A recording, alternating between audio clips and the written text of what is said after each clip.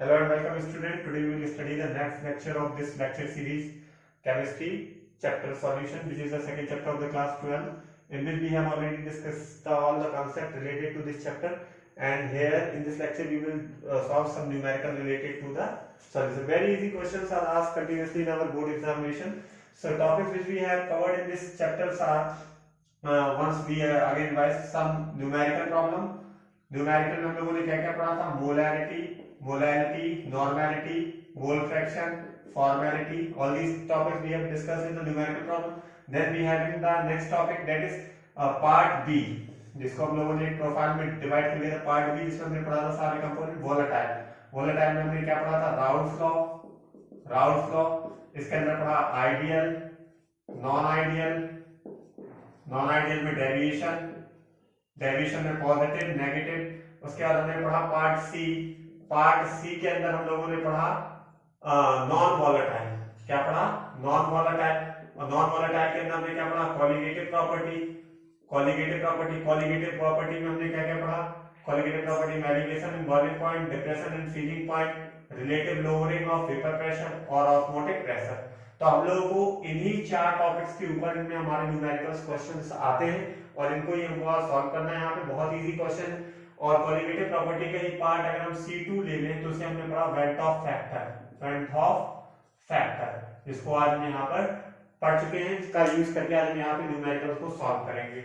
अब इन्हीं टॉपिक्स को आज हम कवर करेंगे. तो इसके लिए कुछ न्यूमेरिकल्स हम लोगों ने ले रखे हैं, इनको हमें पढ़ना है. उसी के बाद ये चैप्टर कंप्लीट हो जाएगा. बाकी आप लोग 5 न्यूमेरिकल्स इनके अपने आप से करिए.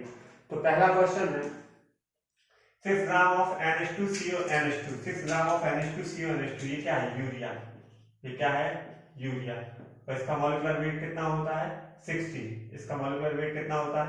इसको आप सॉल्व करेंगे तो ये आएगा 60. इसका मॉलिक्यूलर वेट 60 होता है. Dissolve in 100 gram of H2O और find the elevation in boiling point. तो हम लोग क्या करेंगे? Find the elevation in boiling point निकालने के लिए हम लोग क्या करेंगे? एलिवेशन बॉइलिंग पॉइंट हम याद करेंगे. क्या है फॉर्मूला इसका? डेल्टा टीवी इक्वल टू क्या होता है? केवी इनटू एम क्या होता था? हमारा मोलैरिटी. अब यहाँ पे क्वेश्चन पेपर में आप याद रखिए हमेशा केवी गिवन रहेगा क्वेश्चन पेपर में. जैसे कि यहाँ पर केवी वाटर के लिए कितना दिया? 0.52. और मोलैरिटी का फॉर्मूला फिर से रिवाइज करेंगे. मोलैरिटी का फॉर्मूला क्या होता है? ग्राम. मोलैरिटी क्या होता है? Moles upon KG solvent. और मोल्स की जगह पे क्या हो जाएगा? ग्राम upon molecular weight into KG solvent. और हमें पता है यहाँ पर ग्राम कितना है? 6 gram urea, molecular weight 60, KG solvent हमारा कितना है? 100 ग्राम में दिया है. इसे किलोग्राम में कन्वर्ट करने के लिए 1000 हो जाएगा. तो इसी के साथ ही हमारा ये सॉल्व हो गया. ये 10 आ जाएगा, ये भी 10 आ जाएगा. तो हमारी डेल्टा टीवी की वैल्यू कितनी आ गई? 0.52. तो अगर आपसे क्वेश्चन में पूछा जाए एलिवेशन इन बॉइलिंग पॉइंट, तब तो आंसर हो जाएगा आपका 0.52. अगर कोई सीधे पूछे बॉइलिंग पॉइंट क्या होगा, तो बॉइलिंग पॉइंट के लिए आप क्या करेंगे? 100 प्लस 0.52 जो क्या आ जाएगा? 100.52. ये नया बॉइलिंग पॉइंट आ जाएगा 6 ग्राम यूरिया को डिसॉल्व करने की वजह से. अगर इसी क्वेश्चन में हमसे ये पूछ लिया जाता कि डिप्रेशन इन फ्रीजिंग पॉइंट क्या होगा, अगर इसी क्वेश्चन में पूछ लिया जाता डिप्रेशन इन फ्रीजिंग पॉइंट क्या होगा, तो यहाँ पर 100% केएफ की वैल्यू गिवन रहेगी जो कि होती है 1.86 वाटर के लिए. हो सकता है चेंज हो जाए, लेकिन ज्यादातर क्वेश्चंस में यही आती है केएफ की वैल्यू. और यहाँ पर हमारा सॉल्यूशन हो जाएगा delta TF equal to KF into M. KF की वैल्यू जो है 1.86, एम की वैल्यू फिर से 6/60,000 और यहाँ पर 100 जो कि आ जाती है हमारी सॉल्व करने के बाद 1.86. तो डिप्रेशन फ्रीजिंग पॉइंट तो 1.86 आता. लेकिन अगर कोई कहता है कि सीधे आप केवल फ्रीजिंग पॉइंट बताओ, तो फ्रीजिंग पॉइंट की वैल्यू होती 0 माइनस 1.86 जो कि आता माइनस का 1.86. तो आई होप आपको समझ में आ गया होगा कि delta elevation boiling point question पूछा गया तो क्या करेंगे, अगर सिर्फ बॉइलिंग पॉइंट पूछा गया तो क्या करेंगे, और अगर हमारा डिप्रेशन फ्रीजिंग पॉइंट पूछा गया तो क्या करेंगे, और अगर हमारा ये पूछा गया कि सिर्फ फ्रीजिंग पॉइंट क्या है तो क्या करेंगे. तो इसी के साथ ये सारे कॉन्सेप्ट हमने कवर किया. अब नेक्स्ट कॉन्सेप्ट हम पकड़ेंगे जिसमें हम लोगों ने देखा है वेंट ऑफ फैक्टर का यूज किया जा रहा है. जैसे ये क्वेश्चन है, आप इसको पढ़िए.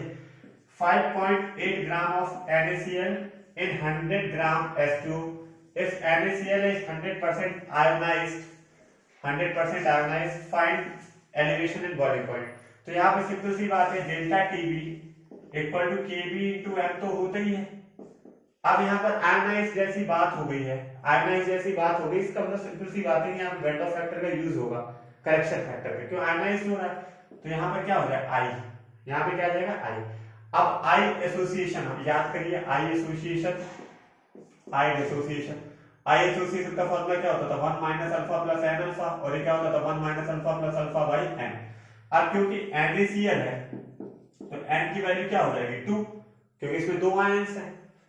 अल्फा की वैल्यू क्या हो जाएगी 0.9। अल्फा क्या होता है डिग्री ऑफ डिसोसिएशन या फिर डिग्री ऑफ एसोसिएशन, तो यहाँ पे अल्फा की वैल्यू 90%, 90% का मतलब क्या हो जाएगा 90/100, तो क्या आ जाएगा 0.9। तो यहाँ पे वैल्यू पुट कर दो 1 माइनस अल्फा प्लस 2 अल्फा, तो क्या हो जाएगा 1 प्लस अल्फा, आई की वैल्यू क्या आ जाएगी 1 प्लस अल्फा, और जो कि हो जाएगी 1 प्लस 0.9 जो कि हो जाएगी 1.9। तो आई की वैल्यू यहाँ पे आ गई इतना सॉल्व करने के बाद। अभी आपको थोड़ा सा कॉम्प्लिकेटेड लग रहा होगा, लेकिन आप एक दो क्वेश्चंस करेंगे आपको बहुत इजी लगेगा। तो अल्फा आई की वैल्यू कितनी आ गई 1.9, then we have the value kb, 100% the value for the kb must be provided in the question paper, that is equal to 0.52. So you simply substitute the value of kb 0.52 for molarity, again for molarity gram upon molecular weight NaCl का 58.5 ही होता है। आप check कर लीजिए, करके देख लीजिए, मुझे याद है मैंने डायरेक्ट लिख दिया। केजी सॉल्वेंट 100 ऊपर 1000, फिर से वही 10 सॉल्व हो गया, और डेल्टा टीबी की वैल्यू आ गई 1.9 इंटू 0.52। आप इसे सॉल्व करके देख लेना क्या वैल्यू आती है, वही आंसर हो जाएगा हमारा। तो ये हमारा क्या आएगा एलिवेशन में बॉइलिंग पॉइंट, और अगर कोई पूछे बॉइलिंग पॉइंट तो बॉइलिंग पॉइंट के लिए क्या है जो वैल्यू आ जाएगी इसको आप 100 में ऐड कर देंगे, 100 में ऐड कर देंगे। इसके बाद नेक्स्ट क्वेश्चन है आपका, नेक्स्ट क्वेश्चन है, नेक्स्ट क्वेश्चन में ये क्वेश्चन पढ़िए आप लोग 0.1 ml of 0.1 molar, what do we mean molar? It is simply given the molarity। यहाँ पे क्या दे दिया हमने molarity given है, KCl in aqueous solution has freezing point। Simple सी बात है, delta KF equal to KF into M। अब यहाँ पर जब भी KCl, देखिए आप पहले सोचेंगे कि यूरिया लिया था सर ने, तो वहां पर इसका यूज क्यों नहीं किया, यूरिया में क्यों यूज नहीं किया सर ने वो वाला फॉर्मूला कि ये आई की वैल्यू क्यों नहीं निकाली। यूरिया नॉर्मल कंपाउंड है, हमने आपको बताया कि आई की वैल्यू यूरिया या फिर कोई भी ऑर्गेनिक कंपाउंड है, ऑर्गेनिक कंपाउंड जिनको अपन लोग बोलते हैं नॉर्मल कंपाउंड, नॉर्मल कंपाउंड में आई की वैल्यू जो होती है वो हमेशा 1 होती है। तो आप आई की वैल्यू 1 पुट कर देंगे तो कोई फर्क नहीं पड़ेगा। हमने यूरिया के लिए आई की वैल्यू कैलकुलेट नहीं की, लेकिन यहाँ पर देखिए आप KCl के बने, क्या के बने KCl, तो यहाँ पर हमें आई की वैल्यू निकालना है, और नाइट हो रहा है i equal to 1 minus alpha plus n alpha. यहाँ पर n की वैल्यू तो k और Cl 2 हो गई i की वैल्यू। अब यहाँ पर हम वैल्यू पुट करेंगे 1 माइनस अल्फा प्लस 2 अल्फा, तो क्या आ जाएगा 1 प्लस अल्फा।